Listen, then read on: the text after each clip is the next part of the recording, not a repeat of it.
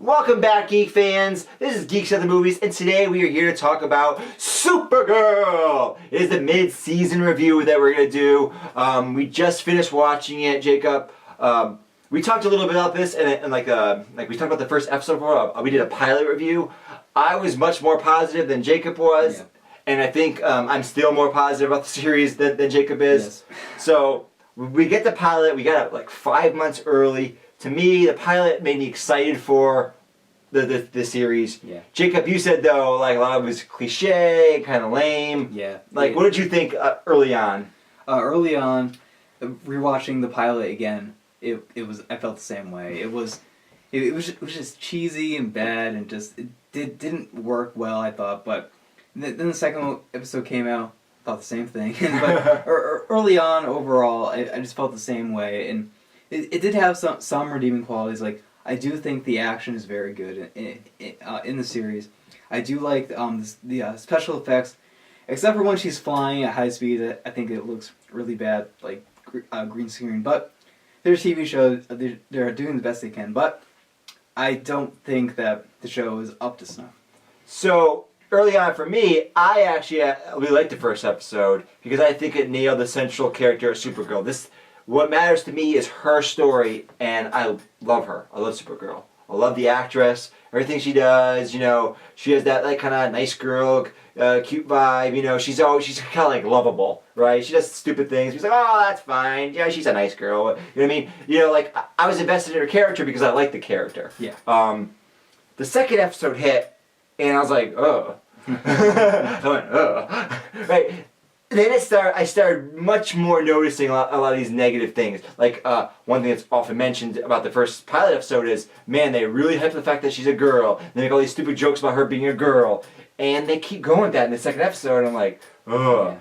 Yeah. And then I start to see that this villain of the week thing they're doing with these god-awful villains. Yeah, they really from Red Tornado, who Jacob likes to call Red Tomato. Yep. I mean, which he's god awful. Then the electricity woman, like in the mid-season, Livewire, like as they got to the mid-season, I started to sour on the show. Yeah, I'm like, you know, I was like, oh, the blinders pulled away. I'm like, oh, this isn't that great. Yeah. I still liked her. And you kept watching it through the mid-season. What were you thinking mid-season? Were you like, I gotta quit? I mean, because I remember some emails, and you were like, ugh. Well, you're talking about the mid-season. Yeah, we're talking in the middle of the season. The middle of the mid-season, yeah. Especially during the middle of the season, I was not on board at all. I usually give episodes or TV shows like 3 episodes before I stop watching them. But I have to do this because of the show. And I might honestly stop watching this after the first season if it continues to be this bad. But during the middle of the season, I was just like, man, they were just getting worse and worse. But they were getting better with certain aspects, like certain side characters. Like, I can't remember the Cat Grant, I think, is the one that they did the best with. Yes. Melissa Flockhart plays Cat Grant, and in the first episode, she's generic corporate bitch. Yeah, that's what she is. She's generic corporate bitch. It doesn't make sense. The relationship is wonky. That changes throughout the God, I hate it's mid-season, but it's basically 2 seasons the way they split it up. Yeah. But that changed throughout the first 8 episodes. Yeah. There was an actual arc where I went, wow, here's a real person. Like by the end of the season, episode 8, where Supergirl finally knows, where Cat Grant finally knows that's who Supergirl is. Yeah. Like, that worked for me. Yeah. She pieced it together. Yeah, it was logical. Yeah, I liked that she found out, actually. Yeah, and she figured it out. Yeah. Right. She didn't just like come across her changing. Yeah, yeah. You know. Yeah, I like that. I like her character, and like I said before, I like the action scenes, but the series as a whole, like I just feel like it has a lot of story issues, and and a lot of like I don't want to say acting issues, but it's not on par with a lot of the other superhero shows or just other shows in general, I think. For me, it's like a bad 90s sci-fi show. Like, it reminds me of Power Rangers, honestly. Especially that episode with Livewire. Like, that was just a really bad episode. Terrible episode. And that kind of sucks because that's like one of the more recognizable Superman villains, and they just wasted her, but whatever. But Oh, that's another problem I had. Because they Superman. couldn't say Superman, Yeah. first of all. And then they actually had Superman guest star, Yeah. and they couldn't even show him. Yeah. And that's another issue I have with characters and maintaining character quality. Here's a classic example where they undermine, that episode pissed me off so much, where they undermined a character. Yeah. So, Superman is the most powerful, hero, blah, blah. He's always the gold standard, right? Yeah. There's a villain that Supergirl has to fight, and Superman fought this villain and could never beat him. Yeah. Supergirl ends up beating the villain, which is weird because it kind of undermines Superman, right? Undermines his level of power.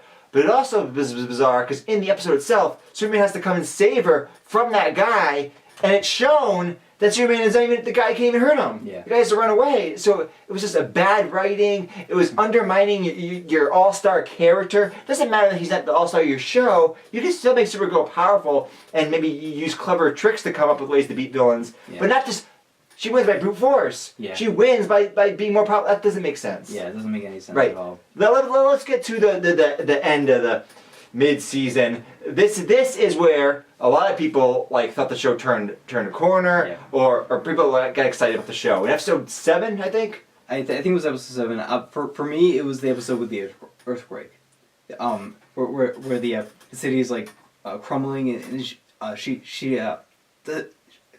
Oh yeah, that's the episode. That is that episode. The earthquake episode is the episode where she doesn't have her powers. But where it's revealed that Yes. the Martian Manhunter is part of the show. Yes, and before that, even that reveal came about, I actually really liked the episode. It was the first episode of the season I actually liked because I thought that it was an interesting drama that she had, dealing with her powers not being there, and the scene where she dresses up and goes into the store that the guy is robbing, and he hands over the gun to her, and Jimmy Olsen takes the picture.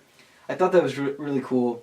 Let me stop you there. Okay. I thought that was cool emotionally, that scene, but I didn't like that episode because again, it undermined your character. So now suddenly there's this bizarre thing where Superman just runs out of power and she runs out of power. It's kind of weird. Yeah, it is kind of weird. I just wish they didn't introduce that element.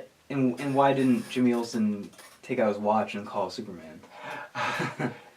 I don't like that. I don't like that first part, that aspect of the episode of her being her powers gone.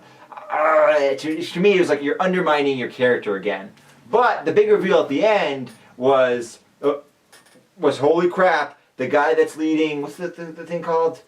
I have no idea. I don't like the show. Yeah, that military organization Yeah. is Martian Manhunter. Yes, that was Wow. Even though I don't like the show, I just had to give him props because there was a great reveal, and there was nothing leading up to it, and it was just total shock. But they gave hints about something else. Like, people thought it was going to be Cyborg Superman. That's what people were saying online. And earlier on in the episode, he was like, "I don't have any family left." And he was giving little hints, and it was all leading up to that at the end. And we see them I think it was in the either in the first or second episode, we see him have red eyes. Right. And it was leading up to something we didn't know what.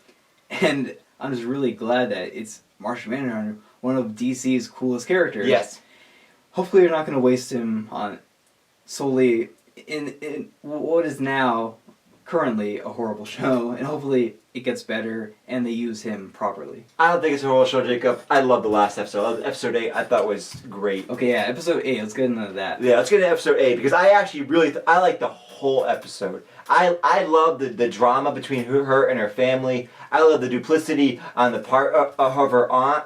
But her character seems still gray and in between because clearly I loved her husband who was like generic asshole British villain, but it worked and it created a contrast to her she was also a villain but not quite the same as him. Yeah. So it created this cool character drama. I liked all the fight scenes in him. They reminded me of Man of Steel. I know you're going, oh my god, no. It reminded me of Man of Steel. I loved it. They're smashing through the buildings and they're fighting. I just think when they're standing there floating, it just doesn't look realistic at all. It's like bad wire work. Yeah, that doesn't bother me, and that's not the cool part when they're fighting.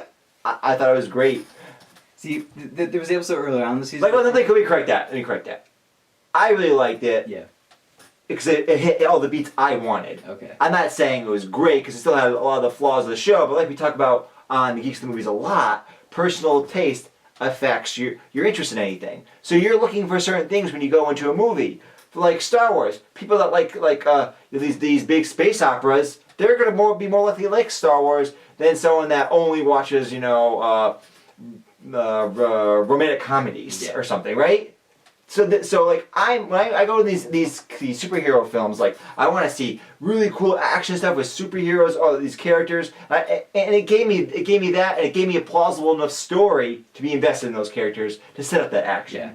See, I didn't like the episode that much because like I actually like the whole Cat Grant thing, like where they're sneaking into the guy's office and up like. That's another thing I thought was great. I thought that whole setup was great and it worked. I like that, but I didn't like that it was the focus of the episode. That's why I didn't like. I thought they should have focused more on her aunt, and that was almost like a side thing that came out more at the end of it. It wasn't a side thing. It was about Cat Grant, who's been established as a central character, running with her whole job, and all the people worked there for her. Right? Yeah. See, that's what I liked about it, because it wasn't about the comic book thing. You know, I talk about this a lot about Flash, where it gets really good when they're having emotional drama that has nothing to do with superhero stuff. To me, it's just as bad, the emotional drama when it has to do with superhero stuff, as Arrow. But but most of the time it doesn't do that. And Arrow, the one time when they had that thing with the pregnancy, it had nothing to do with superhero stuff. It had nothing to do with it. It really worked. Okay. Because it's grounded. So here, it has nothing to do with superhero stuff. It really worked, and they had the thing where Kat and her were like, they had the story of like, she left the child behind, she was abandoned by her parents. Yeah. They tied it all together, like the two threads that didn't seem to make, like you said, this has nothing to do with anything. But then they emotionally tied it together, so I thought that was clever writing too. Yeah, it was an okay episode for me, but I actually loved the last like 5 minutes of the episode when the Kryptonians attack Maxwell Lord's place. That was really cool. Yeah, really good action. You get to see a little bit more Martian Manhunter, but not as Martian Manhunter. I still love that they actually used his powers. Yeah. Like the Kryptonian punches him, is like, what the hell? Why aren't you dead? Yeah. You know? Yeah, that was a really good scene, and I actually am looking forward to next episode. We'll see how the whole season goes. Did you like the evil British guy, the evil British Kryptonian? Not really, because I didn't like the part where he was like, where he like blatantly said, "wife," like to let the audience know that was his wife. He like just called her wife. I don't know. He just felt like another cheesy character to me. See, to me, he played the generic British villain right, just like Star Wars: The Force Awakens has generic British villains, like with the bad guys, like the guy that Kylo Ren's always arguing with. Yeah. He played that role, and that role is one-dimensional, but it works if there's other characters to play off. Yeah. And the aunt with the one he played off, right? That's why I found it worked, because he worked because there was someone else that wasn't like him. Yeah. Because all the other Kryptonians are just one-dimensional evil too. She showed nuance. Yeah, this is the biggest split we have for TV shows, but like I understand why you like it. It just doesn't work for me. Right. Yeah, but we'll see how the rest of the season goes. What's your letter grade, Mr. Cobb? Letter grade? That's what we do here. It's gonna for the season as a whole. It's gonna be a C.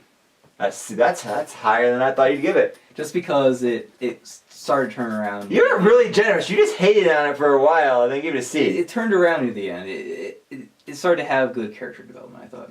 I'm giving it a C+. Okay. So, book scores aren't even that different. But anyways, C+, C+, see Geeks the Movie again for more talk about Supergirl. Yeah. If it was just the first episode, it would be enough. The first episode was my second favorite episode, but we've already gone on too long. Stay tuned for more great geek content. This has been Geeks the Movies.